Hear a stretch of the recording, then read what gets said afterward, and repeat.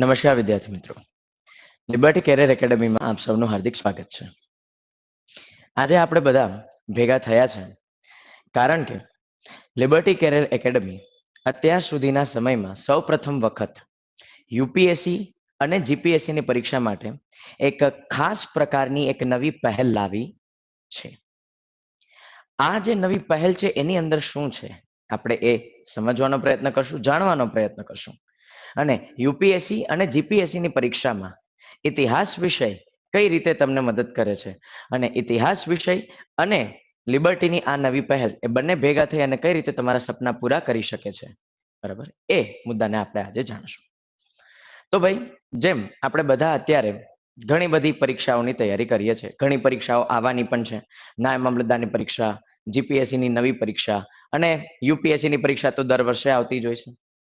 જે પણ વિદ્યાર્થીઓએ જીપીએસસીની પરીક્ષા એની પ્રિલિમ્સ ગયા વખતે પાસ કરી હશે તો એમની તૈયારી સારી જ ચાલતી હશે. 28મી ઓગસ્ટે એ બધાની મેન્સ છે. તો એ બધા વિદ્યાર્થીઓને ખૂબ ખૂબ શુભેચ્છા કે સારામાં સારું પેપર આપી અને સારી રીતે પાસ થઈ જાઓ, એવી ખૂબ શુભેચ્છા.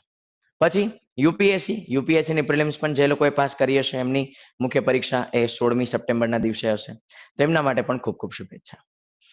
આપણે આજે જે મુદ્દાની ચર્ચા કરશું એ છે નવી જીપીએસસી અને નવી યુપીએસસી જે પરીક્ષાઓ આવવાની છે, બરાબર. એમાં જો આપણે સરકારી અધિકારી બનવું હોય, ક્લાસ 1 અધિકારી બનવું હોય, રાજ્ય સરકારના ક્લાસ 1 અધિકારી કે કેન્દ્ર સરકારના ક્લાસ 1 અધિકારી, તો એ કઈ રીતે બની શકાય અને લિબર્ટી કેરિયર એકેડમી તમને કઈ રીતે મદદ કરી શકે છે, બરાબર, એની ચર્ચા આપણે કરશું, બરાબર.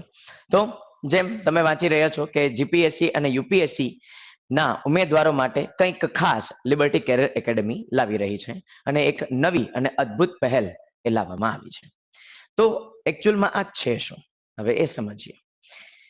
ક્યારેય પણ જ્યારે આપણે ગ્રેજ્યુએશન કરતા હોઈએ અથવા ગ્રેજ્યુએશન આપણે પાસ કરેલું હોય તો એ જ સમયે આપણા મનમાં બે મુદ્દા આવતા હોય છે કે ગ્રેજ્યુએશન પાસ કર્યા પછી હવે શું કરવું. શું ડાયરેક્ટ નોકરી આપણને મળી જાય એમ છે? તો આજના સમય મુજબ કહું તો ભાઈ એ થોડું અઘરું છે. એટલે આપણા મનમાં પહેલો ઓપ્શન આવે કે આપણે આપણા જ ફિલ્ડમાં માસ્ટર ડિગ્રી કરી લઈએ, બરાબર. માસ્ટર ડિગ્રી કરી અને પછી આપણે કંઈક આગળ વધીએ અને જોબ મેળવી લેશું. તો માસ્ટર ડિગ્રી સારામાં સારી છે. કોઈ પણ ફિલ્ડની માસ્ટર ડિગ્રી લેશો નોકરી સારી મળવાની ઈચ્છામાં જરાય ના નથી, પણ એના માટે તમારે ફરી પાછો અલગથી 2 વર્ષનો તો મિનિમમ સમય આપવો જ પડશે. આપણી પાસે આ પહેલો ઓપ્શન આવે છે. બીજો મુદ્દો એ છે કે ભાઈ એક તો માસ્ટર ડિગ્રીની સીટ પણ લિમિટેડ હોય છે અને એટલા માટે માસ્ટર ડિગ્રીની કોલેજમાં આપણને એડમિશન મળે કે ના મળે એની શક્યતા આગળ પાછળ હોઈ શકે. એટલે આપણે કંઈક નવું વિચાર કરીએ. શું નવો વિચાર કરીએ કે ભાઈ આપણે સામાજિક પ્રતિષ્ઠા પ્રાપ્ત કરવાની છે, લાઈફમાં સ્ટેબલ થવાનું છે, માતા પિતાને ગર્વનો અનુભવ થાય એવું કંઈક હવે કરીને બતાવવાનું છે. તો ત્યારે આપણા બધાના મનમાં એક વિચાર આવે કે શું આપણે સરકારી અધિકારી બની શકીએ કે નહીં? તો આન્સર છે હા, બની શકાય છે. પછી આપણે સરકારી અધિકારી બનવા માટે જે કંઈ પણ માહિતી પ્રાપ્ત કરવાની હોય માહિતી પ્રાપ્ત કરીએ તો આપણને ખ્યાલ પડે કે class 3, class 2, class 1 central government as well as state government બધા સરકારી અધિકારી બની શકાય છે. એટલે આપણે તૈયારી ચાલુ કરીએ. જ્યારે તમે તૈયારી ચાલુ કરો છો તો ત્યારે તમને એ ખબર પડે છે કે ક્લાસ 3 ની તૈયારી કરતા ક્લાસ 1 ની તૈયારી ભલે અઘરી છે, પરંતુ જો ક્લાસ 1 ની તૈયારી તમે સારામાં સારી રીતે કરી નાખી તો ક્લાસ 3 તો એમને જ પાસ થઈ જશો, બરાબર, પણ ક્લાસ 1 અધિકારી બનવાના ચાન્સ તમે મેળવી શકો છો. એટલે પછી આપણે ક્લાસ 1 ની તૈયારી શરૂ કરીએ. ક્લાસ 1 માં 2 પરીક્ષાઓ લેવાય છે જે મહત્વની છે. એક છે GPSC, Gujarat public service commission class 1 અધિકારીની, જેમાં તમે પાસ થાવ તો ડેપ્યુટી કલેક્ટર બની શકો, ડીવાયએસપી બની શકો, મામલતદાર બની શકો, અન્ય પણ ઘણી બધી પોસ્ટ છે. અને એના સિવાય તો કે કેન્દ્ર સરકારની જે પરીક્ષા આવતી હોય છે એ છે UPSC, union public service commission. એમાં 24 અલગ અલગ પોસ્ટ છે. તમારા રેન્ક મુજબ તમે ધારો એ પોસ્ટ લઈ શકો છો. તમે આસિસ્ટન્ટ કલેક્ટર બની શકો છો, આઈપીએસ અધિકારી બની શકો છો, ફોરેન સર્વિસીસમાં જઈ શકો છો, ઇન્કમ ટેક્સ સર્વિસીસમાં જઈ શકો, રેલવેઝમાં જઈ શકો છો. ઘણી બધી એમાં પોસ્ટ હોય છે. આપણે સિલેબસ વાંચીએ, પછી આપણે એવું વિચારીએ કે ભાઈ આપણને પ્રોપર સારું ગાઈડન્સ ક્યાં મળશે. એટલે આપણે કોઈ પણ સારા ક્લાસીસને મુલાકાત લઈએ. ઓકે, જ્યારે તમે ક્લાસીસની મુલાકાત લો તો ત્યારે એવી વાત આવે કે ભાઈ અત્યારે 2 ઓપ્શન અવેલેબલ છે, કાં ઓનલાઈન બેચીસમાં તમે જાઓ અને કાં ઓફલાઈન બેચીસમાં જાઓ, બરાબર. હવે જ્યારે તમે ઓનલાઈન બેચીસમાં જાઓ છો તો ઓનલાઈન બેચીસની અંદર આપણે ભણીએ છીએ, અને પછી પુસ્તકો વાંચીએ છીએ અને એક્ઝામ આપીએ છીએ. ઓફલાઈન બેચીસમાં ફિઝિકલી જઈએ છીએ અને ભણીએ છીએ, પુસ્તકો વાંચીએ છીએ અને એક્ઝામ આપીએ છીએ. ચલો ભાઈ, આપણે જો નોર્મલ રીતે જીવન જીવતા હોઈએ, બરાબર, પેરેન્ટ્સ સરખી રીતે ઘર સંભાળતા હોય, આપણા ઉપર બહુ કંઈ આર્થિક જવાબદારી ના હોય, તો આપણે ઓફલાઈન બેચીસનો આરામથી સંપર્ક કરીએ જ છે. ઓફલાઈન બેચીસમાં આપણે ભણીએ જ છીએ. પરંતુ આપણા જેવા ઘણા બધા એવા મિત્રો હશે કે જે આફ્ટર ગ્રેજ્યુએશન નોકરી પણ કરતા હોઈ શકે, કદાચ માસ્ટર ડિગ્રી પણ ચાલુ હોય અને સરકારી એક્ઝામની તૈયારી કરવી હોય, તો માસ્ટર ડિગ્રીમાં તો કોલેજમાં જવું પડે ભાઈ, તો ઓફલાઈન બેચીસમાં ના આવી શકાય.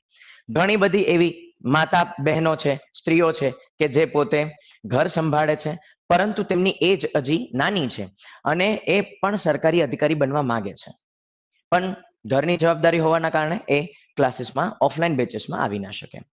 ઓકે, પછી તો કે ભાઈ ઘણા એવા લોકો હોય છે કે જે નોકરી કરતા કરતા પણ પ્રિપરેશન કરવા માંગતા હોય છે.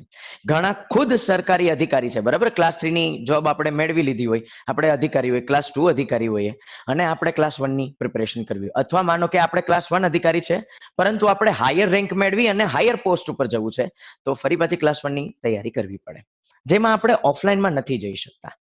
બરાબર, એટલે આપણે ઓનલાઈન બેચીસમાં જોડાઈએ. ઓનલાઈન બેચીસમાં એક નાનો એવો પોઈન્ટ આવે છે કે આપણે ફેકલ્ટીની સાથે ચેટ બોક્સમાં તો આરામથી વાત કરી શકીએ છીએ, બરાબર, પણ જે ઓફલાઈન બેચનો માહોલ હોય ને, એ માહોલ આપણને નથી મળતો ઓનલાઈનમાં. બરાબર, હવે ઓફલાઈન બેચના માહોલની શું વાત છે કે તમે રૂમની અંદર ભણો છો અને ફોકસ પૂરેપૂરું ભણવા ઉપર જ છે. તો આ જે મુદ્દો હતો ને કે જે ઓનલાઈન બેચીસમાં આપણને નાનો એવો મુદ્દો ખૂટતો હતો, એ જ ખૂટતા મુદ્દાને પૂરું કરવા માટે લિબર્ટી કેરિયર એકેડમી આ એક નવી બેચ લઈને આવી છે, જેને આપણે ડિસ્ટન્સ લર્નિંગ પ્રોગ્રામના નામથી ઓળખીએ છીએ. ડિસ્ટન્સ લર્નિંગ પ્રોગ્રામ શું છે? આ પ્રોગ્રામ અંતર્ગત online batch as well as offline batch બંનેના કોમ્બિનેશન દ્વારા તમને ભણાવવામાં આવશે. બરાબર, 500 થી વધારે કલાકોના લેક્ચર્સ લેવામાં આવશે અને દરેકે દરેક સબ્જેક્ટ એના પ્રોપર વેમાં પૂરો કરવામાં આવશે. બરાબર, હવે ડિસ્ટન્સ લર્નિંગ પ્રોગ્રામ ખાસ કરીને એવા લોકો માટે છે કે જે પ્રિપરેશન કરવા માંગે છે પણ નોકરીના કારણે અથવા ઘરની જવાબદારીના કારણે અથવા માસ્ટર ડિગ્રીમાં હોય અથવા કોલેજમાં હોય અને આવી ના શકતા હોય. બરાબર, સાયન્સના વિદ્યાર્થીઓ છે, પ્રેક્ટિકલ્સમાં જવું પડે, થર્ડ યર હોય ભાઈ, ઓફલાઈન બેચમાં ના આવી શકે, તો ઓનલાઈન બેચમાં. તો આ તમામ પ્રકારના લોકો માટે ખાસ આ distance learning program Liberty Career Academy લાવી રહ્યું છે. આની સૌથી મહત્વની અને સૌથી ખાસ બાબત એ છે કે તમારી બેચ ઓનલાઈન તો છે જ, બરાબર, દરરોજ રેગ્યુલર ડે ટુ ડેમાં સોમથી શુક્ર સુધી રેગ્યુલર લેક્ચર હશે. શનિ અને રવિવારે પણ જો મેનેજમેન્ટને લાગશે કે આપણે પ્લાનિંગ કરવા જેવું છે તો શનિ અને રવિના પણ લેક્ચર હશે. બરાબર, પરંતુ સાથે સાથે દર મહિને એક વખત DLP પ્રોગ્રામમાં જોડાનારા તમામ વિદ્યાર્થીઓ લિબર્ટી કેરિયર એકેડમીના સેન્ટર્સ ઉપર આવી શકે છે અને ત્યાં જે પણ ફેકલ્ટીઓ છે એ તમામ ફેકલ્ટીઓને મળી અને એમના જે કંઈ પણ ડાઉટ્સ છે એ લાઈવ સોલ્વ કરી શકે છે.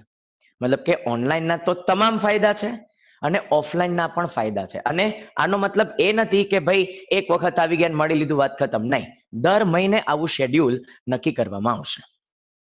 બરાબર, બેચ કેટલી ચાલશે? તો ભાઈ 1 વર્ષ સુધી આખી બેચ ચાલવાની છે અને એની અંદર 2 વર્ષની તમને વ્યુઅરશિપ પણ દેવામાં આવશે. બરાબર, કે ભાઈ ઓનલાઈન બેચ છે તો અમે ઓનલાઈન લેક્ચર તો લેતા જશું, દર મહિને આપણે બધા એક વખત ભેગા પણ થશું અને તમારા તમામ વિષયના તમામ પ્રકારના સવાલો સોલ્વ કરવામાં આવશે. બરાબર, તો 1 વર્ષના તો લેક્ચર્સ તમે આરામથી જોઈ શકશો, એના પછી પણ 1 વર્ષ તમને એ લેક્ચર્સ રેકોર્ડેડ ફોર્મમાં તમે આરામથી જોઈ શકશો. બરાબર, એટલે આ બેચ કોઈ રેકોર્ડેડ બેચ નથી, આ બેચ રેકોર્ડેડ બેચ નથી, લાઈવ બેચ છે. બરાબર, સો જ્યારે પણ લાઈવ સેશન તમે જોતા હશો તો એ સમયે તમે ચેટ બોક્સના માધ્યમથી ક્વેશ્ચન્સ પૂછી શકો છો. બરાબર, ચલો આજે એક મુદ્દો ચાલી ગયો. આજે તમે પુસ્તકો વાંચ્યા રાત્રે, બીજા દિવસે સવારે કંઈક સવાલો થયા તો બીજા દિવસના લેક્ચરમાં પણ તમે પૂછી શકો છો. બરાબર, તો નોર્મલ ક્વેશ્ચન આન્સર છે, એના તો પ્રોબ્લેમ તાત્કાલિક સોલ્વ થઈ ગયા છે. હવે માનો કે તમારે કંઈક એવા ક્વેશ્ચન આન્સર છે કે જેની ચર્ચા લાંબી કરવાની છે, તો એના માટે દર મહિને તમે અહીં એક વખત આવી અને મળી શકો છો. બરાબર, તો ઓનલાઈનનો ફાયદો પણ છે, ઓફલાઈનનો ફાયદો પણ છે. બંને ફાયદા આ DLP પ્રોગ્રામની અંદર તમને મળી શકે છે. બરાબર. યુપીએસસી ની પરીક્ષા અને જીપીએસસી ની પરીક્ષા બંને પરીક્ષા માટેની સંપૂર્ણ તૈયારી આપણે આ ડીએલપી પ્રોગ્રામ અંતર્ગત કરશું.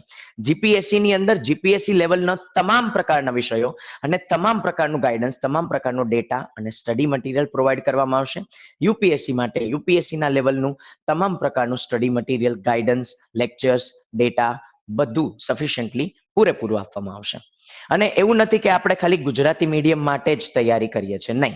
લિબર્ટી કેરિયર એકેડમી એ ગુજરાતી મીડિયમ માટે અલગ બેચ ચલાવે છે અને ઇંગ્લિશ મીડિયમ માટે અલગ બેચ ચલાવે છે. એ પણ આપણને આ ડીએલપી પ્રોગ્રામની અંદર જોવા મળવાનું છે. બરાબર. આ જે ડિસ્ટન્સ લર્નિંગ પ્રોગ્રામ છે એની અંદર તમારે કયા કયા મુદ્દા કવર કરવાના છે આખી પરીક્ષાના? તો ભાઈ પ્રિલિમિનરી પરીક્ષા એટલે કે પ્રિલિમ્સની પરીક્ષા એ પણ સંપૂર્ણ આવી જશે. પછી મુખ્ય પરીક્ષા મેઇન્સની એક્ઝામ પણ આવી જશે અને ઇન્ટરવ્યુ પણ આવી જાય છે. બરાબર. તો અત્યાર સુધી આપણે એવું વિચારતા હતા કે ભાઈ આપણે 3 તબક્કાની અલગ અલગ તૈયારી કરવાની છે, પણ એવું નથી. આ પ્રોગ્રામની અંદર 3 તબક્કા એક સાથે જ આવી જવાના છે. પૂરેપૂરી પ્રિપરેશન થઈ જશે.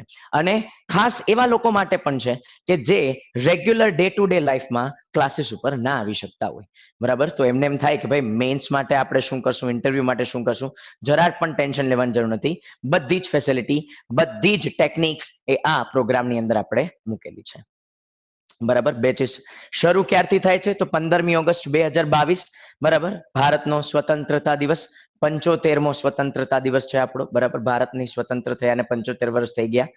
તો બસ એના જ અનુલક્ષીને આપણે ગુજરાતના વિદ્યાર્થીઓમાં વધુમાં વધુ સંખ્યામાં જાગૃતતા ફેલાય યુપીએસસી અને જીપીએસસી માટે, વધુમાં વધુ લોકો જોડાય અને વધુમાં વધુ લોકો યુપીએસસી પાસ કરે અને જીપીએસસી પાસ કરે.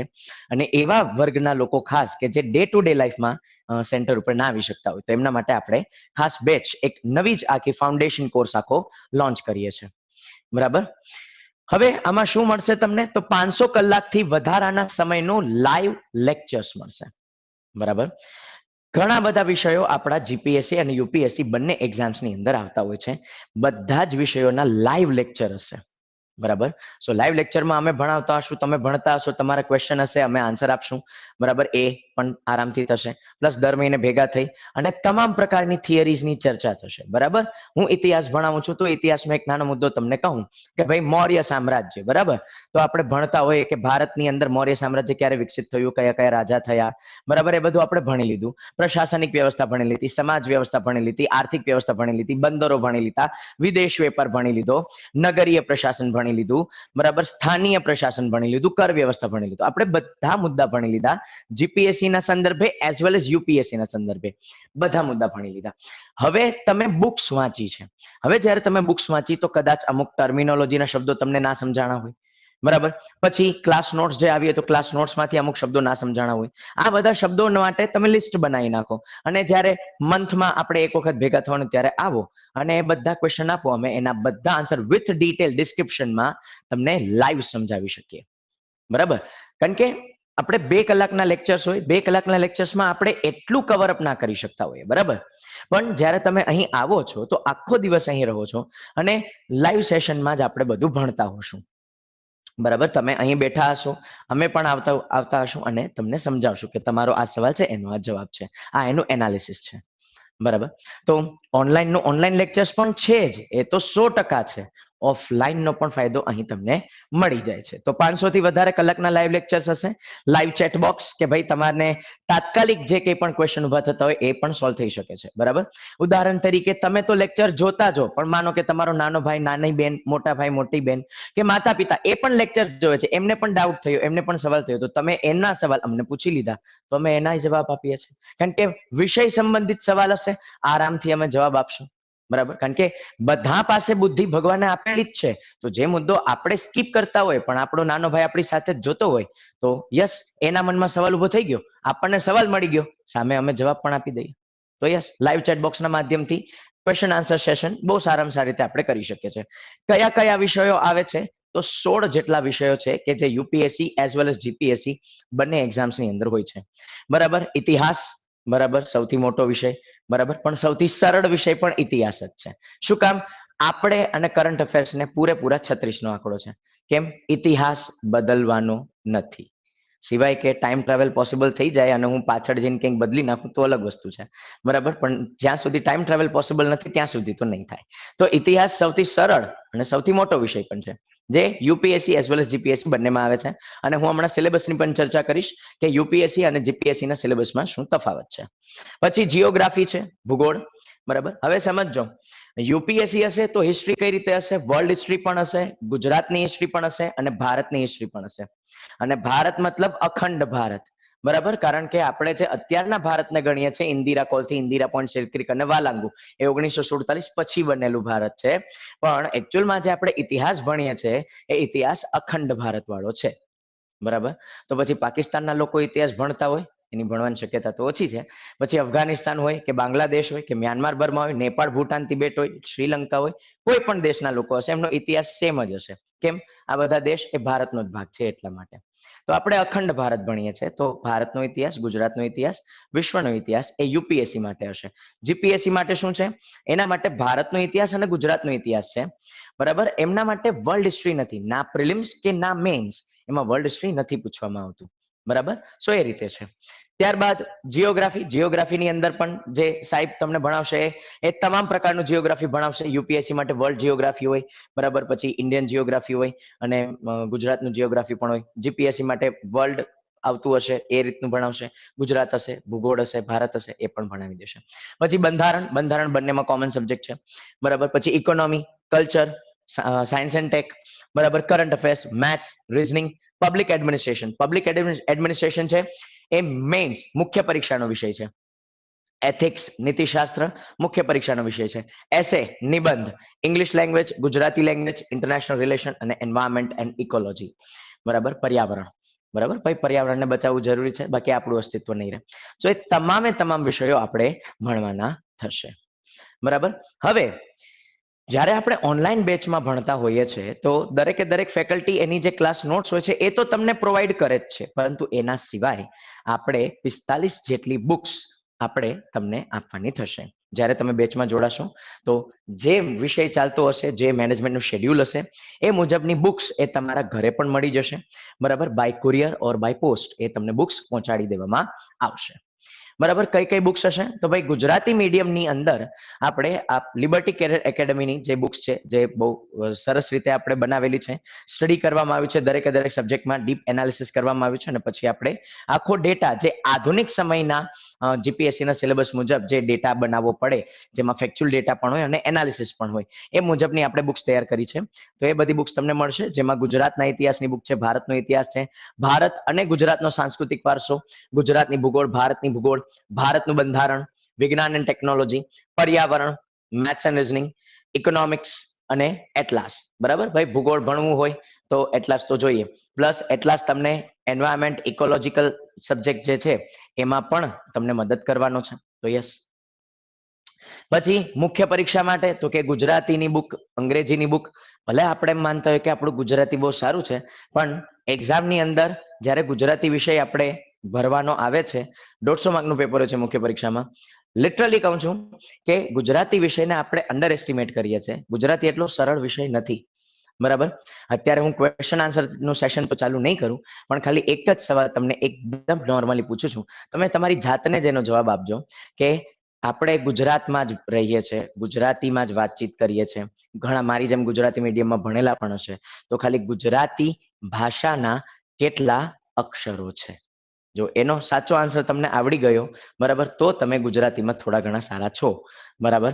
સાચો આન્સર એ તમને હું વિડીયો લેક્ચરના એન્ડમાં કહી દઈશ, બરાબર. ત્યાં સુધી તમે વિચારો, એન્ડમાં હું આન્સર આપી દઈશ, એના આધારે જજમેન્ટ લઈ લેજો કે ગુજરાતીમાં આપણે કેટલા સારા છીએ, બરાબર. તો ગુજરાતી પણ સારું ભણવાનું, અંગ્રેજી એ બંનેની બુક મળશે.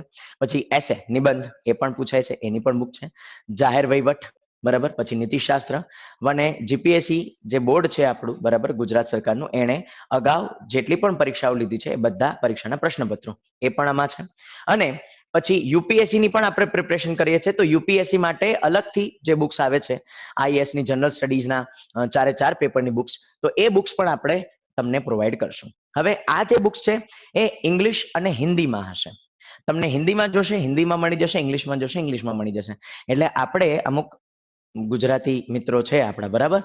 તો આપણા અમુક ગુજરાતી વિદ્યાર્થીઓના મનમાં ઈચ્છા થાય કે ગુજરાતીમાં આ બધું મટીરિયલ કેમ નહીં, બરાબર? આ 4 પુસ્તકો એ ગુજરાતીમાં કેમ નહીં, બરાબર? આપણને તો ગુજરાતી ફાવે, 100% આપણને ગુજરાતી ફાવે, આપણી માતૃભાષા છે, આપણે આપણી માતૃભાષા માટે ગર્વ પણ છે, અને આપણે હંમેશા ગુજરાતીમાં જ આપણે બોલવાના પણ છે, આન્સર પણ ગુજરાતીમાં જ આપણે લખવાના છે. હા, યુપીએસસી ની પણ મુખ્ય પરીક્ષા હોય એમાં પણ તમે આન્સર ગુજરાતીમાં લખી શકો છો, જીપીએસસી માં તો લખી જ શકો છો. તો આપણે ગુજરાતી ભાષાનો પ્રયોગ કરીએ છીએ 100%, પરંતુ તમે ક્લાસ 1 અધિકારી બનવા માંગો છો અને તો તમને હિન્દી અથવા અંગ્રેજી બેમાંથી એક ભાષા ઉપર પકડ હોવી જોઈએ. તો જરા પણ ભાષાથી ડરવાનું નથી. જો હિન્દી અને અંગ્રેજી ભાષા આપણા સંપર્કમાં આવેલી જ છે, બરાબર? તો આ બુક્સ આપણે હિન્દી ઓર ઇંગ્લિશમાં આપીએ છીએ, બરાબર? એ યુપીએસસી લેવલની છે, બરાબર? તો આનું જે કન્ટેન્ટ, આનો ડેટા છે, એનું આપણે ગુજરાતીમાં ટ્રાન્સલેટ કરી અને તમને આપવા જઈએ ને તો અર્થનો અનર્થ થઈ શકે. એક એક્ઝામ્પલ સાથે સમજાવું તો ભાઈ, રેલવે સ્ટેશન ને રેલવે સ્ટેશન જ કહેવાય, પછી એને અગ્નિરથ વિરામ સ્થળ ના કહેવાય, બરાબર? ભદ્રમ ભદ્રની ભાષાનો ઉપયોગ ના કરાય આપણે, બરાબર? તો આપણે ગુજરાતી અને અંગ્રેજીમાં પણ ભણીએ અને હિન્દીમાં પણ ભણીએ, બરાબર? તો ગુજરાતીમાં પણ પુસ્તકો છે, હિન્દી અને ઇંગ્લિશમાં પણ પુસ્તકો છે, એ બધા પુસ્તકો તમને આપવામાં આવશે. આ ગુજરાતી મીડિયમની બેચ છે એમાં હશે, બરાબર? પછી ભાઈ, આપણે જ્યારે પણ સરકારી નોકરીની તૈયારી કરતા હોઈએ તો આપણા માટે પાયો મજબૂત બનવો જરૂરી છે, અને પાયો મજબૂત બનાવવા માટે આપણા પાસે જીસીઆરટી હોવી જરૂરી છે. તો જીસીઆરટી ની પણ બુક્સ તમને આપવામાં આવશે. દરેક વિષય કે જે સિલેબસની અંદર આવતો હશે એ તમામ વિષયોના જીસીઆરટી ના પુસ્તકો પણ તમને આપવામાં આવશે, બરાબર? અને પછી તો કે ભાઈ, કરંટ અફેર્સ, બરાબર? ભાઈ, જીપીએસસી ની પરીક્ષામાં 50 માર્કનું કરંટ અફેર હોય છે. યુપીએસસી પણ દરેક વિષયને કરંટ અફેર સાથે જોડી અને પૂછે છે અત્યારે. તો આપણે નેશનલ લેવલ, ઇન્ટરનેશનલ લેવલના જેટલા પણ મોટી ઘટનાઓ, મોટી સમિટ બનતી હોય છે એના ઉપર નજર રાખવી જરૂરી છે. ચલો ભાઈ, સમયના અભાવે કદાચ આપણે નજર નથી રાખી શકતા, કંઈ વાંધો નહીં. લિબર્ટીની જે એક્સપર્ટ ફેકલ્ટીઝની ટીમ છે, બરાબર, એ ટીમે ભેગા થઈ અને આખું મેગેઝિન તૈયાર કરેલું છે, અને એ મેગેઝિન તમને પણ આપવામાં આવશે, બરાબર? 12 મહિનાના મેગેઝિન તમને આપવામાં આવશે. ઇંગ્લિશ મીડિયમની બેચ છે તો એની અંદર પણ આપણે ઇંગ્લિશ મીડિયમમાં જ બુક્સ આપીએ છીએ, બરાબર? હિસ્ટ્રી, વર્લ્ડ હિસ્ટ્રીની બુક હોય છે, પછી મોડર્ન ઇન્ડિયન હિસ્ટ્રી છે, પછી કલ્ચર, પોલિટી, બરાબર? જીઓગ્રાફી, બરાબર? સાયન્સ એન્ડ ટેક, પછી ઇન્ડિયન ઇકોનોમી, બરાબર? સ્કૂલ એટલાસ, એ તો છે જ. હવે ગુજરાતનો ઇતિહાસ, ગુજરાતનો સાંસ્કૃતિક વારસો, ગુજરાતની ભૂગોળ, એ પુસ્તકો પણ છે જે ગુજરાતી મીડિયમમાં છે. વન્સ અગેન, આ જે ગુજરાતી મીડિયમમાં લખાયેલા પુસ્તકો છે એનું અંગ્રેજીમાં ટ્રાન્સલેશન કરવા જશું પ્રોબ્લેમ થશે. એના કરતાં વધારે સારું એ જ છે કે મૂળ ભાષામાં જ આ પુસ્તકોને વાંચી લઈએ, એ વધારે બેનિફિશિયલ છે, બરાબર? ઓકે, પછી મેથ્સ એન્ડ રીઝનિંગ, બરાબર? એ પણ પુસ્તકો છે, એ પણ તમને આપવામાં આવશે જે ઇંગ્લિશ મીડિયમ બેચ માટે છે, બરાબર? પછી ઇન્ટરનેશનલ રિલેશન, ઇન્ટરનલ સિક્યોરિટી, બરાબર? સોશિયલ પ્રોબ્લેમ્સ ઇન ઇન્ડિયા, પછી એથિક્સ એન્ડ ઇન્ટિગ્રિટી, એસેની બુક, ઇંગ્લિશની બુક, ગુજરાતીની બુક, આ બધી બુક્સ એ તમને પ્રોવાઈડ કરવામાં આવશે ઇંગ્લિશ મીડિયમની બેચમાં પણ, બરાબર? અને પછી તો કે એનસીઆરટી છે, બરાબર? એનસીઆરટી પણ તમને મદદ કરે છે, તો એ પણ આપણે આપવાની છે. ચલો, અને કરંટ અફેરના મેગેઝિન્સ એ તો તમને 12 મહિનાના મળવાના જ છે. હવે તમે લેક્ચર્સ પણ લ્યો છો, બરાબર? અને સાથે સાથે બુક્સ પણ વાંચો છો, તો ભાઈ તમને કેટલું આવડ્યું છે એ ટેસ્ટ તો લેવી પડે ને. તો એટલા માટે આપણે ટોટલ 450 યુનિટ ટેસ્ટ રાખી છે. What is unit test? ભાઈ, તમે ઇતિહાસની અંદર ભણેલું છે સિંધુકીન સભ્યતા, બરાબર? પછી તમે પુસ્તકો પણ વાંચી લીધા, ક્લાસ નોટ્સ પણ વાંચી લીધી, જીસીઆરટી, એનસીઆરટી પણ વાંચી લીધી. તો હવે આ જે સિંધુકીન સભ્યતાનો મુદ્દો છે એમાંથી તમને કેટલું આવડ્યું છે એની ટેસ્ટ તો લેવી પડે ને, બરાબર? તો આવી ટોટલ 450 જેટલી યુનિટ ટેસ્ટ દરેક મુદ્દાની લેવામાં આવશે, જેમાં 150 ટેસ્ટ તમને ઘરે મોકલી આપવામાં આવશે, જેથી કરીને તમે ઘરે પણ આની પ્રેક્ટિસ કરી શકો, અને બાકીની જે 300 ટેસ્ટ છે એ ઓનલાઈન તમે એપ્લિકેશનમાં આપી શકો છો, બરાબર? ઓકે, અને 55 ફૂલ મોક ટેસ્ટ. ભાઈ, આપણે મુદ્દા વાઇઝ તો ટેસ્ટ લઈ લીધી, પણ જ્યારે આપણે ઓરિજિનલ એક્ઝામ દેવા જશું જીપીએસસી ઓર યુપીએસસી, તો ત્યારે તો બધા વિષયો ભેગા જ આવવાના છે, તો એની પણ આપણે પ્રિપરેશન કરવી જોઈએ. તો એના માટે 55 જેટલી ફૂલ મોક ટેસ્ટ હશે, જેમાંથી 10 મોક ટેસ્ટ તમને ઘરે મોકલી આપવામાં આવશે, અને બાકીની 45 મોક ટેસ્ટ તમે ઓનલાઈન આપી શકો છો, બરાબર? આ બધી ટેસ્ટ આપવાના કારણે તમને એ ખબર પડશે કે તમે ક્યાં કાચા પડેલા છો તો એક્ઝામ આવે એની પહેલા આ ટેસ્ટ આપી દો, તો બાકી બચેલા દિવસોમાં, બાકી બચેલા સમયમાં તમે તમારા નબળા મુદ્દાને મજબૂત બનાવી શકો અને ઓરિજિનલ એક્ઝામમાં આરામથી પાસ થઈ શકો. બરાબર. પછી રેગ્યુલર કરંટ અફેર્સના લેક્ચર્સ પણ હશે અને કરંટ અફેર્સની ટેસ્ટ પણ હશે. બરાબર. સિમ્પલ લોજિક છે કે ભાઈ સપ્ટેમ્બર મહિનામાં ઘટનાઓ બની હોય તો એ સપ્ટેમ્બર મહિનામાં જ કરંટ અફેર તૈયાર થાય. બરાબર. તો દર મહિને આપણે કરંટ અફેરના લેક્ચર્સ પણ ગોઠવવામાં આવશે અને એ લેક્ચર્સની સાથે એની ટેસ્ટ પણ લેવામાં આવશે. એ અલગથી હશે. બરાબર. પછી રેકોર્ડેડ લેક્ચર. હવે માનો કે આપણે નોકરી કરતા હોઈએ અથવા ઘરમાં મહેમાન આવી ગયા અથવા કોલેજમાં ફાઇલ સબમિશનની વાત છે અને એકાદ દિવસ લાઈવ લેક્ચર ચુકાઈ ગયો, કઈ વાંધો નહીં. એ લાઈવ લેક્ચર તમે રેકોર્ડેડ સ્વરૂપમાં પણ જોઈ શકો છો અને નેક્સ્ટ જે લેક્ચર તમે લાઈવ જુઓ તો રેકોર્ડેડ લેક્ચર તમે જે જોયેલો હોય, રેકોર્ડેડ નો મતલબ જે લાઈવ લેક્ચર ચાલતો હશે એ જ રેકોર્ડેડ સ્વરૂપમાં તમારી જ એપ્લિકેશનમાં હશે. બરાબર. તો એ તમે જોઈ લીધો અને જે કઈ સવાલ હોય બીજા દિવસે જ્યારે લાઈવ લેક્ચર જોવો ત્યારે પૂછી લેવાના, આરામથી તમારું કામ થઈ ગયું. બરાબર. તો એવું નહીં કે લાઈવ લેક્ચર ગયો તો બધું ગયું, નહીં. તમે રેકોર્ડેડ લેક્ચર સ્વરૂપે પણ જોઈ શકશો. બરાબર. પછી બીજી ફેસિલિટીઝ કઈ કઈ છે તો ભાઈ પીડીએફ દ્વારા અમે તમને ડેટા પ્રોવાઈડ કરશું, કારણ કે બુક્સ તો અલગ છે. બરાબર. ઉદાહરણ તરીકે તમને જે બુક આપેલી છે એ તો છે જ, એ સારામાં સારી બુક તમને મળી ગઈ, પરંતુ જે ફેકલ્ટી હોય છે એને શું કર્યું હોય છે કે ઘણી બધી બુક્સ વાંચેલી હોય. બરાબર. પોતે જ્યારે કોઈ પણ ક્લાસીસ કરેલા હોય અથવા પોતાના એનાલિસિસ મુજબ અગાઉની પરીક્ષાના પ્રશ્નપત્રોને ચેક કરીને પોતાના વ્યક્તિગત અનુભવ કે કારણ કે દરેક ફેકલ્ટીએ યુપીએસસી એન્ડ જીપીએસસી ની પ્રિલિમ્સ મેઇન્સ પાસ કરેલી હોય છે, ઇન્ટરવ્યુ પણ આપેલા હોય છે. બરાબર. સો પોતાના અનુભવના આધારે અને નિષ્ણાંત જે અન્ય બધા શિક્ષકો હોય છે, મતલબ કે સ્પીપાના ફેકલ્ટીઝ હોય છે, પછી યુપીએસસીના ક્લાસીસના અન્ય ફેકલ્ટીઝ હોય છે જેની સાથે વાતચીત થતી હોય, તો એના આધારે આખી નોટ્સ તૈયાર થઈ હોય. તો એ ફેકલ્ટીની જે નોટ્સ હોય છે જે અમે આપતા હોઈએ છીએ એ તમને પીડીએફના ફોર્મેટમાં મળશે. આ સિવાય સક્સેસફુલ કેન્ડિડેટના લેક્ચર પણ આવશે કે ભાઈ એ લોકો પ્રિપરેશન કઈ રીતે કરે છે, ક્યારે પણ જો નિરાશા આવે તો નિરાશામાંથી બહાર કઈ રીતે નીકળે છે. બરાબર. દુનિયા આખી આપણને કહે કે તમે સરકારી નોકરીની તૈયારી કરો છો એના કરતા માસ્ટર ડિગ્રી કરી લો વધારે સારું અથવા નોકરી ચાલુ કરી દો વધારે સારું. આવા બધા જે નકારાત્મક મુદ્દા આવતા હોય છે તો એને કઈ રીતે ટેકલ કરવા, વાંચવામાં કંટાળો ચડે તો કઈ રીતે ટેકલ કરવું, એ બધા મુદ્દા તમને સક્સેસફુલ કેન્ડિડેટ પણ કહેશે. ડાઉટ સેશન્સ પણ હશે. બરાબર. ઘણા બધા એવા પ્રેક્ટિકલ સબ્જેક્ટ છે કે જેમાં તમે અલગ અલગ દાખલા ગણતા હો કે અલગ અલગ કોઈ નવો કાયદો આવેલો હોય તો એમાં ડાઉટ થતા હોય, તો દરેક સબ્જેક્ટના જે ડાઉટ સેશન હશે એનું પણ અલગથી આયોજન કરવામાં આવશે. પછી મેઇન્સ આન્સર રાઇટિંગ સેશન. મેં હમણાં જ કીધું, માનો કે આપણે મૌર્ય સામ્રાજ્ય ભણીએ છીએ તો મૌર્ય સામ્રાજ્યના તમામ મુદ્દાઓ ભણી લીધા, પણ જ્યારે મૌર્ય સામ્રાજ્ય ભણાઈ જાય, તમે વાંચી લો, બરાબર, એના પછી આપણે ચેક કરીએ કે UPSC as well as GPSC એની અગાઉની જે મેન્સની પરીક્ષાઓ લેવાઈ ગઈ છે એમાં કઈ રીતે સવાલો પૂછે છે. તો સવાલોને સમજાવવાના, પછી સવાલોના મોડલ આન્સર આપવાના. બરાબર. કે આ સવાલ છે, આનો આ આન્સર હોઈ શકે. ઉદાહરણ તરીકે જીપીએસસી એ મુખ્ય પરીક્ષામાં સવાલ પૂછેલો હતો કે મેગસ્થનીસના પુસ્તક ઇન્ડિકામાં દર્શાવેલ મૌર્ય પ્રશાસનની માહિતી આપો. તો મૌર્ય પ્રશાસનની માહિતી કેટલી આપવાની છે? જો 200 શબ્દોમાં છે, વર્ડ લિમિટમાં આપણે આપવાનું છે. આવી જ રીતે મૌર્ય સામ્રાજ્ય સંબંધિત ક્વેશ્ચન પૂછવામાં આવ્યો હતો યુપીએસસી મેઇન્સમાં. બરાબર. કે ભાઈ મૌર્ય શાસકોની જે વિસ્તારવાદની નીતિ છે એની ચર્ચા કરો અને એનાથી ભારતને ફાયદો થયો, નુકસાન થયું, શું થયું એની માહિતી આપો. બરાબર. સો આ બધા જે મુદ્દા હોય છે, તમે બુક્સની અંદર ડેટા તો મેળવી લીધો, પણ તમારે એને નાનો કરવો પડશે ને, કે મૌર્ય સામ્રાજ્ય તો 50 પેજમાં હોય ભાઈ, તો 50 પેજની અંદર 5000 શબ્દો છે, 5000 શબ્દો તો નથી લખવાના. તો એ 5000 શબ્દોને 200 શબ્દ, 400 શબ્દ, 300 શબ્દમાં કઈ રીતે શોર્ટ કરવા, એ આપણે મેન્સ આન્સર રાઇટિંગ સેશનની અંદર એની ચર્ચા આવશે. પછી તો કે ઇન્ટરવ્યુ ગાઈડન્સના લેક્ચર પણ અલગથી આપણે રાખેલા હશે. સો પ્રિલિમ્સ, મેન્સ, ઇન્ટરવ્યુ બધાની માહિતી તમને સારામાં સારી મળી જશે. 1 વર્ષ લાઈવ લેક્ચર ચાલશે અને આ કોર્સની વેલિડિટી 2 વર્ષની જોવા મળશે. બરાબર. ઓફલાઈનમાં શું શું મળશે તમને? દર મહિને ફેકલ્ટી મીટ, દરેકે દરેક ફેકલ્ટી તમને ફિઝિકલી મળવાના જ છે દર મહિને. ડાઉટ સોલ્વિંગ સેશન આવશે, ગ્રુપ ડિસ્કશન સેશન આવશે. એક મુદ્દો સમજજો, જે વિદ્યાર્થીઓ પાસ થાય છે ને જે વિદ્યાર્થીઓ ક્યાંક રહી જાય છે, બરાબર, નાના એમ અમતા અંતરથી રહી જાય, 1 માર્ક, 2 માર્ક, 5 માર્ક, 10 માર્ક, તો ફરક ક્યાં પડે છે? આપણે વાંચતા હોઈએ છીએ ત્યારે આપણે આપણા માઇન્ડસેટ થી વાંચીએ છીએ, આપણી વિચારધારા મુજબ વાંચીએ છીએ. પરંતુ જ્યારે તમે ગ્રુપ ડિસ્કશનમાં આવો છો તો સેમ મુદ્દો અલગ અલગ લોકોના મનથી તમે સાંભળો છો. બરાબર. ઉદાહરણ તરીકે પાકિસ્તાન આપણું કટ્ટર દુશ્મન દેશ છે, આપણે માનીએ છીએ. પરંતુ મજાની વાત એ છે કે ઈસવીસન 2008ના વર્ષથી 2014ના વર્ષ સુધી આપણે એને ફેવરેટ નેશનનો દરજ્જો આપેલો હતો કે વેપાર કરવા માટે અમે પાકિસ્તાનને ફેવરેટ ગણીએ છીએ.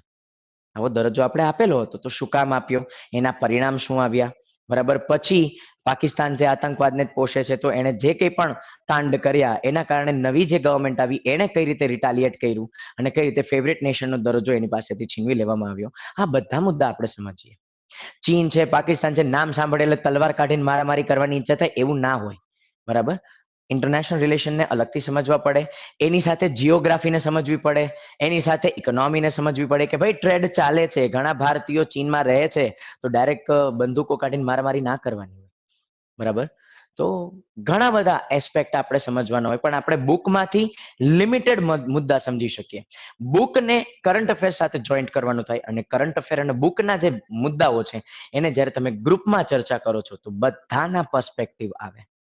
તો ગ્રુપ ડિસ્કશન બહુ મહત્વનું હોય છે, બરાબર. જે ઓનલાઈન લેક્ચર્સની અંદર આ એક નાનો એવો મુદ્દો હોય છે કે જે નથી આવી શકતો. શું કામ? કારણ કે એક વ્યક્તિ ગાંધીનગરમાં છે, બીજો અમદાવાદમાં છે, ત્રીજો મહેસાણામાં છે, ચોથો સુરેન્દ્રનગરમાં છે, પાંચમો કચ્છમાંથી જોવે છે. પણ જ્યારે ગ્રુપ ડિસ્કશન સેશન હશે ત્યારે બધા ભેગા થશે, બધા પોતપોતાના જ્ઞાનને અહીં રજૂ કરશે. અને એક મુદ્દો હંમેશા યાદ રાખજો, જ્ઞાનને વહેંચવાથી જ્ઞાન વધે છે. તો આપણે એમ વિચારતો હોય ને કે નહીં મને જે આવડે હું બીજાને શું કામ કહું, એવું નથી. કોઈ પણ વ્યક્તિ જે પાસ થશે પોતાની કેપેબિલિટી થશે, પોતાની કેપેબિલિટીથી થશે, બરાબર. પરંતુ જ્યારે તમે જ્ઞાનને વહેંચો છો ને તો એના આધારે તમે નવા વિચારો પણ પ્રાપ્ત કરો છો. તમે તમારો મુદ્દો મૂક્યો, તમારા મુદ્દાના પક્ષકાર પણ આવ્યા અને તમારા મુદ્દાના વિરોધી પણ આવ્યા. તો એ આખું એનાલિસિસ તમે આરામથી કરી લેશો. તો એ ગ્રુપ ડિસ્કશન છે એ પણ આવશે, સક્સેસફુલ કેન્ડિડેટના લેક્ચર્સ પણ આવશે, મોટિવેશનના લેક્ચર્સ પણ તમને મળશે, જે ઓફલાઈનમાં મળશે દર મહિને, બરાબર. તો આ રીતે હોય છે, બરાબર. પ્લસ ફીસ સ્ટ્રક્ચર આ રીતે છે કે તમે એડમિશન લેશો તો પ્રેક્ટિકલી ગુજરાતી મીડિયમની ફીસ 65,000 છે પણ એ 32,500 માં મળી જશે અને ઇંગ્લિશ મીડિયમની બેચની ફીસ 85,000 છે પણ 42,500 માં તમને મળી જાય છે, બરાબર. ઓકે, હવે એડમિશનની પ્રોસેસ શું છે? તમે લિબર્ટી કેરિયર એકેડમીની જે એપ્લિકેશન છે એ પ્લે સ્ટોરમાંથી ડાઉનલોડ કરો, ઇન્સ્ટોલ કરો અને એની અંદર તમને દેખાઈ જશે કે ડીએલપી પ્રોગ્રામની બેચ છે એની સાથે તમે એનરોલ કરી શકો છો, એમાં તમે જોઈન થઈ શકો છો, બરાબર. ઓકે, આપણે આ આખી જે નવી ડીએલપી પ્રોગ્રામની બેચ આપણે મૂકી છે એની ચર્ચા તો કરી. હવે ચર્ચા કરીએ ઇતિહાસની, કે ઇતિહાસના વિષયમાં યુપીએસસી અને જીપીએસસી બંનેનો સિલેબસ શું છે. હવે યુપીએસસી છે ને બહુ સરસ મજાનું કામ કરે છે, બરાબર. એણે પોતાની ઓફિશિયલ વેબસાઇટ ઉપર જે સિલેબસ મૂકેલો છે સિલેબસની અંદર આપણને એટલું કહી દીધું છે કે Indian history and Indian freedom struggle અને world history events from 11th century, બરાબર. આ રીતે યુપીએસસી એ તો વિધિન 3 વાક્ય આખા સિલેબસની ચર્ચા કરી નાખી છે. જીપીએસસી એ થોડો ડિસ્ક્રાઇબ કરેલો છે સિલેબસને, બરાબર. તો હવે યુપીએસસી જીપીએસસી બંનેના સિલેબસને સમજીએ. સૌથી પહેલા હું ભારતીય ઇતિહાસની જ વાત કરીશ કે ભારતના ઇતિહાસમાં યુપીએસસી અને જીપીએસસીમાં કયા કયા મુદ્દા આવે છે, બરાબર. તો ભાઈ બંને યુપીએસસી અને જીપીએસસી ની એક્ઝામમાં સૌથી પહેલો મુદ્દો છે એ છે સ્ટોન એજ, પાષાણ યુગ, બરાબર. પાષાણ યુગમાં પુરાતન પાષાણ યુગ, મધ્ય પાષાણ યુગ, નૂતન પાષાણ યુગ, તામ્ર પાષાણ યુગ, ચારે ચાર પ્રકારના પાષાણ યુગ, એટલે કે સમગ્ર પાષાણ યુગને આપણે 4 ભાગ પાડેલા છે. એ સૌથી પહેલો મુદ્દો છે બંનેની અંદર. પછી નૂતન પાષાણ યુગની એક સભ્યતા આવે છે જે છે સિંધુકીન સભ્યતા. તો સિંધુકીન સભ્યતા, એની લાક્ષણિકતાઓ, એની નગર રચના, એનો વિદેશ વેપાર, આયાત નિકાસ, ચલણી સિક્કાઓ, એની ભાષા, બરાબર. પછી એમના પહેરવેશ, એમનું ભોજન, એમનું ધાર્મિક જીવન, સામાજિક જીવન, આર્થિક જીવન, બરાબર. તમામ પ્રકારના મુદ્દાઓ આપણે એની અંદર કવર કરવાના થાય છે. સિંધુકીન સભ્યતા પછી નેક્સ્ટ મુદ્દો આવે છે વૈદિક સભ્યતા. ભારતીય સમાજને જો કોઈ પણ વ્યક્તિએ સમજવો હોય ને તો એને વૈદિક સભ્યતાને ફરજિયાત સમજવી પડે, બરાબર. ઘણા બધા લોકો એમ કહેતા હોય છે કે ભારતના લોકો રૂઢિચુસ્ત છે, ભારતના લોકો બહુ પછાત છે. જરા પણ નથી, બરાબર. વિશ્વનું સૌથી પ્રાચીનતમ સાહિત્ય એ વૈદિક સાહિત્ય છે જે સંસ્કૃતમાં લખાયું છે, જે ભારતના જ લોકોએ લખેલું છે, બરાબર.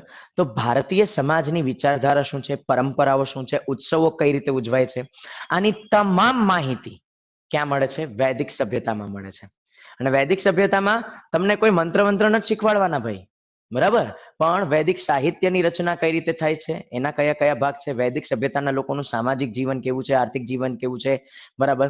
પછી એ લોકોની પ્રશાસનિક વ્યવસ્થા કઈ રીતે હતી, બરાબર. આજે વિશ્વના મોટા ભાગના દેશો જે લોકશાહી વ્યવસ્થામાં માને છે, પ્રેક્ટિકલી એ લોકશાહી કોણ લાવ્યું હતું, ભારતીય લોકો જ લાવેલા હતા, બરાબર.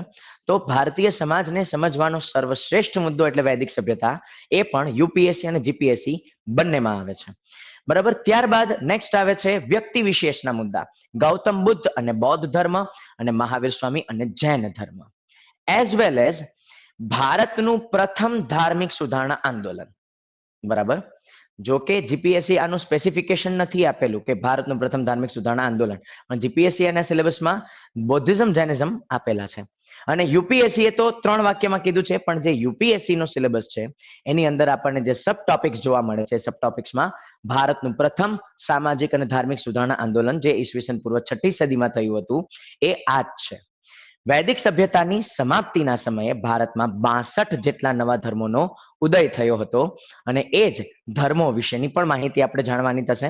પ્લસ એ ધર્મોમાંથી 2 ધર્મ આજે પણ જોવા મળે છે, બુદ્ધિઝમ જૈનિઝમ, પણ એના સિવાયના જે 60 ધર્મો હતા એ ફરી પાછા વૈદિક ધર્મમાં જ સમાવિષ્ટ થઈ જાય છે. તો આ શું હતું, બરાબર. કઈ રીતે પશુ બલિ પક્ષી બલિ જે ઉત્તર વૈદિક કાળના સમય પછી અસ્તિત્વમાં આવી ગઈ હતી, પણ એને ભારતીય સમાજે દૂર કરી નાખી. સામાજિક જે દૂષણો હતા એને દૂર કરી નાખ્યા. વર્ણ વ્યવસ્થા કે જે કર જન્મના આધારે હતી એને પાછી કર્મના આધારે કરી નાખી. તો આ બધા મુદ્દા એ આપણે ફરી પાછા એમાં ભણવાના આવશે, જેને આપણે ભારતનું પ્રથમ સામાજિક અને ધાર્મિક સુધારણા આંદોલન કહીએ છીએ, જેમાં બુદ્ધિઝમ જૈનિઝમ એ પ્રમુખ મુદ્દા તરીકે ભણવાના થશે. આ સિવાય આજીવક સંપ્રદાય છે, સડદર્શન છે, અન્ય પણ ઘણા મુદ્દા છે જે એની અંદર આવે છે. ભાગવત ધર્મનો ઉદય થયો હતો, બરાબર. વૈષ્ણવ ધર્મ અલગથી આવેલો હતો, શૈવિઝમ અલગથી હતું, એ બધા મુદ્દા એની અંદર કવર થઈ જશે. પછી તમે સામાજિક અને ધાર્મિક આંદોલન, સામાજિક પરિસ્થિતિ, ધાર્મિક પરિસ્થિતિ તો સમજી લીધી. હવે રાજકીય પરિસ્થિતિ સમજવી પડે, તો 16 મહાજનપદનો મુદ્દો છે, જે યુપીએસસી જીપીએસસી બંનેમાં કોમન છે, બરાબર. વન્સ અગેન, જીપીએસસી માં જે મુદ્દા નહીં આવતા હોય એ હું સ્પેસિફાઈ કરી દઈશ કે આ મુદ્દો જીપીએસસી નો નથી, બરાબર. પણ જ્યાં સુધી હું એમ ના બોલું ત્યાં સુધી બધા મુદ્દા કોમન જ છે, બરાબર. તો 16 મહાજનપદનો મુદ્દો છે, બરાબર. ઈસવીસન પૂર્વ 6ઠી સદીના સમયમાં અફઘાનિસ્તાનથી ચાલુ કરી અને આંધ્રપ્રદેશ સુધી, અને મ્યાનમાર બર્માથી ચાલુ કરી અને કાશ્મીર સુધીના સમગ્ર વિસ્તારમાં 16 જેટલા દેશોની રચના થઈ હતી, 16 રાજ્યોની રચના થઈ હતી, જેને 16 મહાજનપદ કહેવાય છે. જેમાં મગધ મહાજનપદની સ્ટોરી એ પ્રમુખ સ્ટોરી છે, કારણ કે મગધ મહાજનપદની સ્ટોરીમાં જ અન્ય 15 મહાજનપદોની સ્ટોરી એડ થઈ જશે, બરાબર. તો બૃહદ્રથ વંશ, પછી હર્યક વંશ, પછી શિશુનાગ વંશ, નંદ વંશ, મૌર્ય વંશ, શૃંગ વંશ, કર્ણવ વંશ. 16 મહાજનપદના મુદ્દાની અંદર મગધ મહાજનપદની આ સ્ટોરી આપણે ભણવાની થશે. અને એની અંદર 2 વંશ આપણા માટે સૌથી વધારે મહત્વના છે, જીપીએસસી માટે પણ અને યુપીએસસી માટે પણ. એ છે નંદ સામ્રાજ્ય, ભારતનું પ્રથમ સામ્રાજ્ય, અને પછી મૌર્ય સામ્રાજ્ય, ભારતનું વિસ્તારની દ્રષ્ટિએ અને શક્તિની દ્રષ્ટિએ સૌથી મોટું સામ્રાજ્ય મૌર્ય સામ્રાજ્ય છે. સો એ મુદ્દો પણ કવર થશે, બરાબર. વન્સ અગેન, પ્રિલિમ્સ અને મેઇન્સ આપણે બંનેની તૈયારી કરીએ છીએ, તો પ્રિલિમ્સની અંદર ઓન એન એવરેજ ફેક્ચ્યુઅલ ડેટાનું મહત્વ છે, સાથે થોડું એનાલિસિસ આવે છે, પણ મુખ્ય પરીક્ષામાં તો ભરી ભરીને એનાલિસિસ છે. દરેકે દરેક સામ્રાજ્યની પ્રશાસનિક વ્યવસ્થા, સામાજિક જીવન, ધાર્મિક જીવન, આર્થિક જીવન, વિદેશ વેપાર, બંદર વ્યવસ્થા, કર વ્યવસ્થા, સ્થાનીય પ્રશાસન, પછી પ્રશાસનિક એકમો, બધા મુદ્દાને કવર કરવામાં આવશે, બરાબર. ઓકે, આ મુદ્દો પૂરો થશે પછી નેક્સ્ટ મુદ્દો છે ભારત ઉપર થયેલા વિદેશી આક્રમણો. ભારત ઉપર વિદેશી આક્રમણો કયા કયા થયા, તો પ્રાચીન ભારતમાં સૌથી પહેલું આક્રમણ એટલે કે ફારસી આક્રમણ, બરાબર. પછી તો કે ગ્રીક આક્રમણ, પછી ઇન્ડો ગ્રીક, શક, કુષાણ, પહલવ, પર્થિયન જેને કહેવાય, અને હુણ, બરાબર. આ બધા વિદેશી આક્રમણો, એનો પ્રભાવ અને એના દ્વારા ભારતીય સમાજમાં શું પરિવર્તન આવ્યું, એની તમામ પ્રકારની ચર્ચાઓ, બરાબર. વિદેશી આક્રમણોનો મુદ્દો પૂરો થશે, એના પછી નેક્સ્ટ મુદ્દો જે શરૂ થશે એ હશે દક્ષિણ ભારતનો મુદ્દો, જેને ધ ગ્રેટ સંગમ એજ કહેવાય છે. પ્રાચીન સમયના ચોલ ચેર પાંડ્ય સામ્રાજ્યો, એની ચર્ચા આવશે, અને સંગમ સાહિત્યની ચર્ચા આવશે, જે દક્ષિણ ભારતની સૌથી જૂની ભાષા એટલે કે તમિલ ભાષામાં રચાયેલું સૌથી પેલું સાહિત્ય છે, સંગમ સાહિત્ય, બરાબર. તો એની પણ ચર્ચા એની અંદર આપણે કરશું. પછી આવશે મુદ્દો સાતવાહન સામ્રાજ્ય. બરાબર. દક્ષિણ ભારતનું સૌથી પહેલું સામ્રાજ્ય એટલે સાતવાહન સામ્રાજ્ય. એ મુદ્દાને સમાપ્ત કરી અને ફરી પાછા આપણે ઉત્તર ભારતના અને દક્ષિણ ભારતને બંને ભેગા કરી દેશું અને મુદ્દો આવે છે એ છે ગુપ્ત સામ્રાજ્ય એટલે કે ભારતનો સુવર્ણ યુગ. બરાબર. અત્યાર સુધી મેં જેટલા મુદ્દા બોલેલા છે બંને યુપીએસસી જીપીએસસી માં કોમન દેખાય છે.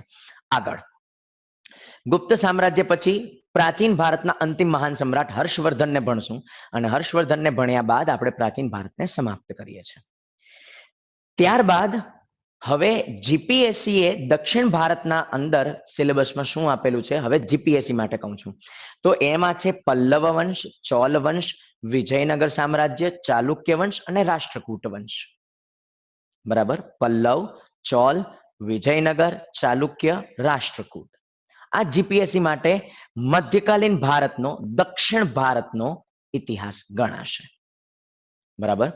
પણ યુપીએસસી શું છે? યુપીએસસી પણ પલ્લવ, ચોલ, વિજયનગર, રાષ્ટ્રકૂટ, ચાલુક્ય આ બધાને તો કવર કરે જ છે, પણ એના સિવાય યુપીએસસી છે એ અન્ય અમુક વંશોને લાવે છે, જેમ કે કાકતીય વંશ, હોયસાલ વંશ, પછી આખો રાજપૂત યુગ એટલે કે ચંદેલા વંશ, ચૌહાણ વંશ, પરમાર વંશ, સેન વંશ, પાલ વંશ, ગુર્જર પ્રતિહાર વંશ.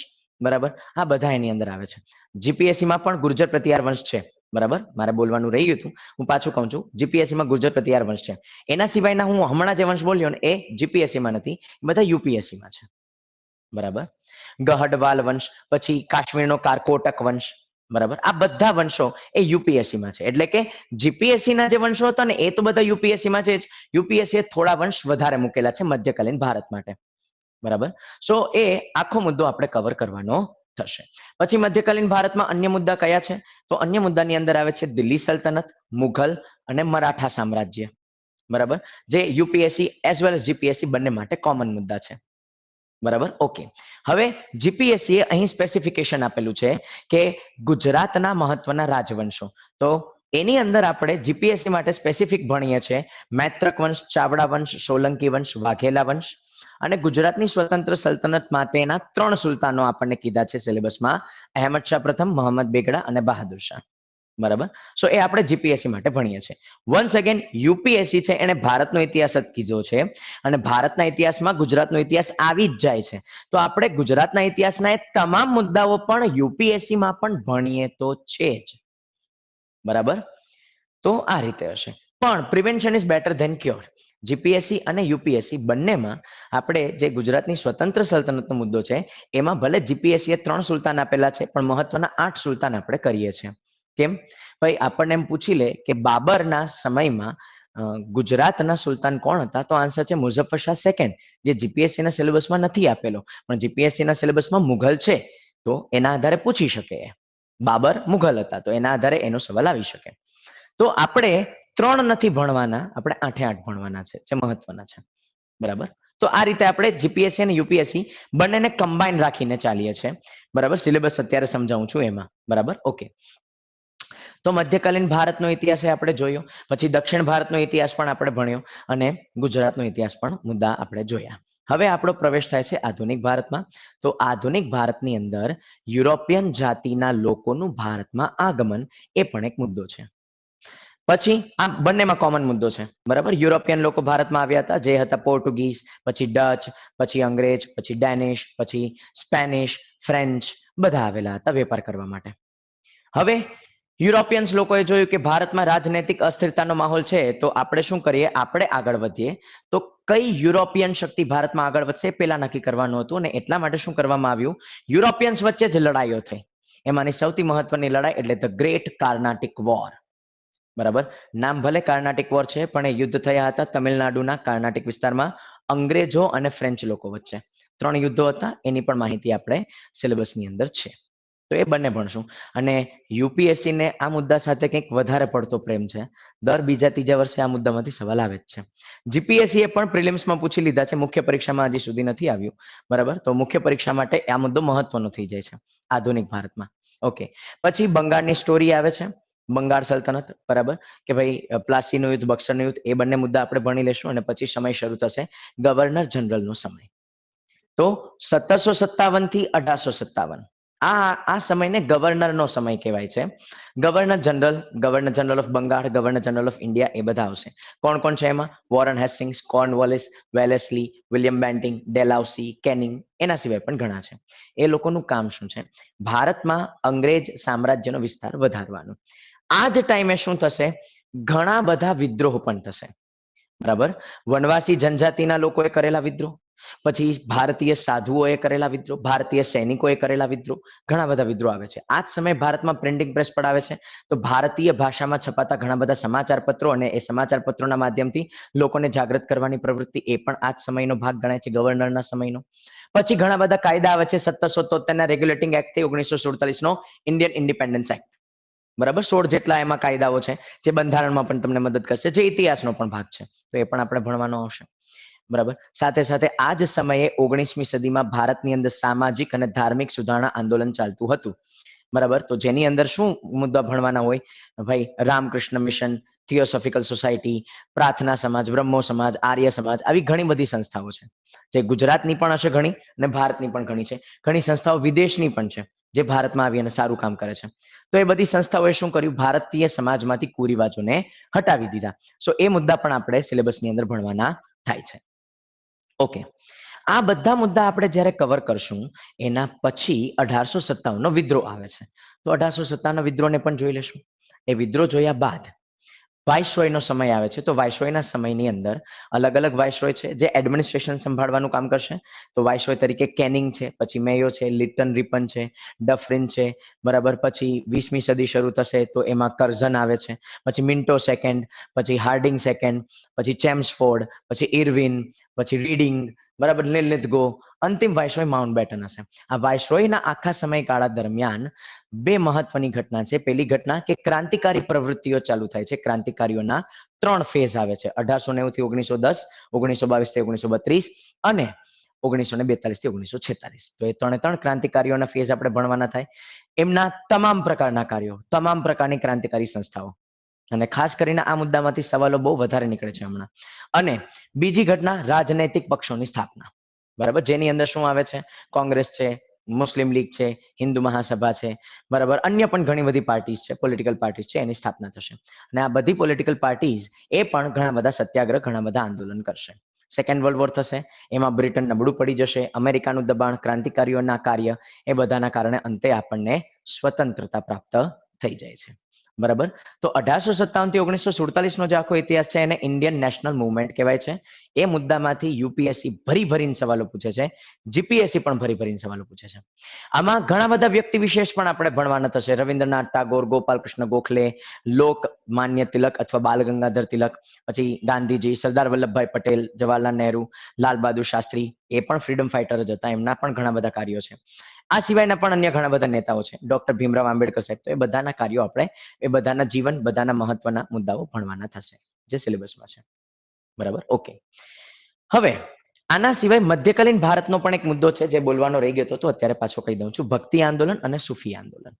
બરાબર, સો એ પણ મુદ્દો છે જે એઝ વેલ એઝ કલ્ચરમાં પણ તમને મદદ કરશે. સો એમાં ઘણા બધા સંતો આવે છે. બરાબર, એમના પુસ્તકો, એમના જીવન ચરિત્ર, એમણે કયા કયા સારા કાર્યો કર્યા, ભારતીય સમાજમાંથી કુરિવાજોને કઈ રીતે દૂર કર્યા, હિન્દુ ધર્મ જે વિવિધ સંપ્રદાયોમાં વિભાજિત થયો હતો એને ફરી પાછો સંગઠિત કઈ રીતે કર્યો, આ ભક્તિ આંદોલનનો મુદ્દો છે. બરાબર, તો એને પણ આપણે ભણવાનું થશે, જે મધ્યકાલીન ભારતનો ભાગ હશે. હવે યુપીએસસી છે, એણે અહીં સિલેબસ અટકાવી દીધો કે ભારતને સ્વતંત્રતા મળી ગઈ અને પછી મહત્વની ઘટનાઓ, જે પ્રધાનમંત્રીઓના સમયમાં મહત્વની ઘટનાઓ બની હોય એ. જીપીએસસી પોતાના સિલેબસને થોડો આગળ વધારે છે. એમાં મહાગુજરાત આંદોલન પણ છે અને સૌરાષ્ટ્ર અને કચ્છના દેશી રજવાડાના જે રાજ્યો હતા, બરાબર, તો એના અમુક અમુક રાજાઓના જીવન અને એમના કાર્યો પણ છે. જેમ કે બરોડાના રાજા સયાજીરાવ ગાયકવાડ તૃતીય, પછી રાજકોટના લાખાજી રાજ, નવાનગર અથવા જામનગરના રણજીતસિંહજી મહારાજ, મોરબીના વાઘજી સેકન્ડ મહારાજ. બરાબર, તો આ બધા જે રાજાઓ છે, ભાવનગરના ભાવસિંહજી મહારાજ, એ બધાના ઘણા બધા મુદ્દા આપણે ભણવાના થશે. આ સિવાય જીપીએસસી ની અંદર અન્ય એક મુદ્દો આપેલો છે જે છે વોકર કરાર. સો એ પણ આપણે અલગથી ભણશું. એઝ વેલ એઝ યુપીએસસી અને જીપીએસસી બંનેમાં એક મુદ્દો કોમન છે જે પ્રાચીન ભારતનો છે, અને એ છે પ્રાચીન ભારતની વિશ્વવિદ્યાલયો. જો કે જીપીએસસી 3 જ યુનિવર્સિટી કીધી છે, નાલંદા, તક્ષશિલા, વલ્લભી, પણ યુપીએસસી એઝ વેલ એઝ દરિયો છે એ તો બધું પૂછશે. તો નાલંદા, તક્ષશિલા, વલ્લભી, જગદલ, કાંચીપુરમ, બરાબર, સરસ્વતી કંઠાભરણ, પછી તો કે પૂર્વ ભારતની અંદર જે વિક્રમશિલા વિશ્વવિદ્યાલય, ઉજ્જૈન વિશ્વવિદ્યાલય, વિક્રમ વિશ્વવિદ્યાલય, બરાબર, આ તમામ પ્રકારની જે અલગ અલગ યુનિવર્સિટીઝ હતી પ્રાચીન ભારતની એ પણ મુદ્દા આવશે. પ્લસ ભારતની અંદર આવેલા તમામ વિદેશી યાત્રીઓ, બરાબર, પછી એ પ્રાચીન સમયના યાત્રી હોય, મધ્યકાલીનના હોય, આધુનિકના હોય, યુરોપિયન હોય, આફ્રિકન હોય, અમેરિકન હોય, રશિયન હોય, ઈરાની હોય, ગમે તે વિદેશી યાત્રીઓ એ બધા આવી જશે. બરાબર. તો યુપીએસસી અને જીપીએસસી ના સિલેબસમાં આટલું કોમન આપણને જોવા મળે છે, ભારતનો ઇતિહાસ, ગુજરાતનો ઇતિહાસ. યુપીએસસી એક સ્ટેપ આગળ વધે છે ને વિશ્વનો ઇતિહાસ કહે છે. તો વિશ્વના ઇતિહાસના કયા કયા મુદ્દા આવશે? તો પુનઃજાગરણ, યુરોપમાં જે પુનઃજાગરણ થયું એ, પછી વાણિજ્યવાદ, સમાજવાદ, સામ્યવાદ, મૂડીવાદ, એ બધા વાદ, બરાબર. પછી તો કે ક્રિશ્ચન ધર્મના ધાર્મિક સુધારણા, પછી ક્રુસેડ્સ એટલે કે ધર્મયુદ્ધો, બરાબર. પછી અમેરિકન ક્રાંતિ, ફ્રેન્ચ ક્રાંતિ, રશિયન ક્રાંતિ, બરાબર. પછી જર્મનીનું એકીકરણ, ઇટલીનું એકીકરણ, નેપોલિયનિક એરા, બરાબર. પછી પ્રથમ વિશ્વયુદ્ધ, બીજું વિશ્વયુદ્ધ, ચીનની સામ્યવાદી ક્રાંતિ, બરાબર. આ બધા મુદ્દા આપણે ભણવાના થશે. અને છેલ્લો મુદ્દો જે વર્લ્ડ હિસ્ટ્રીનો હશે એ હશે શીત યુદ્ધ, કોલ્ડ વોર, બરાબર. તો લગભગ 1991 સુધી કોલ્ડ વોર ચાલી હતી અને પછી કોલ્ડ વોર સમાપ્ત થઈ ગઈ હતી. તો ત્યાં સુધીની વર્લ્ડ હિસ્ટ્રી એ પણ આપણે એમાં સાથે ભણવાની થશે, બરાબર. તો આ ઇતિહાસનો સિલેબસ થયો જે આપણે UPSC as well as GPSC બંને માટે જોવા મળે છે, બરાબર. જીપીએસસીમાં વર્લ્ડ હિસ્ટ્રી નથી, યુપીએસસીમાં વર્લ્ડ હિસ્ટ્રી છે, બરાબર. તો ઇતિહાસ માટે આપણે જે કંઈ પ્રિપેરેશન કરીએ છીએ એમાં લિબર્ટી કેરિયર એકેડેમીના પુસ્તકો તમને મદદ કરશે, એનસીઆરટી, જીસીઆરટી મદદ કરશે, ક્લાસ નોટ્સ મદદ કરશે, એ બધું તમને મદદ કરે છે, બરાબર.